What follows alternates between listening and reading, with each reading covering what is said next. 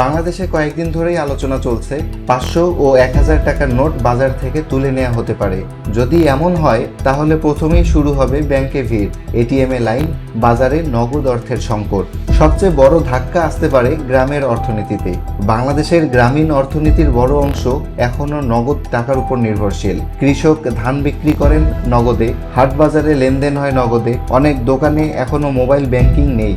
স্বাভাবিকভাবেই কিছুদিনের জন্য অর্থনীতির গতি কমে যেতে পারে। তবে এই সিদ্ধান্তের কিছু ইতিবাচক দিকও আছে, যেমন কালো টাকা। যারা দীর্ঘদিন ধরে অবৈধভাবে বিপুল পরিমাণ নগদ টাকা জমিয়ে রেখেছেন, তাদের সেই টাকা ব্যাংকিং ব্যবস্থায় আনতে হতে পারে। ফলে সরকারের নজরদারি বাড়তে পারে, জাল নোটের ব্যবহারও সাময়িকভাবে কমতে পারে। তবে অর্থনীতিবিদরা বলেন, শুধু নোট বদলালেই কালো টাকা পুরোপুরি বন্ধ হয় না। কারণ অবৈধ সম্পদের বড় অংশ নগদে নয়, জমি, স্বর্ণ কিংবা বিদেশে বিনিয়োগেও থাকে। তবে টাকা পরিবর্তনের বিষয়টি বাংলাদেশের অর্থনীতির ভবিষ্যৎ বদলে দিতে পারে। কিভাবে জানেন?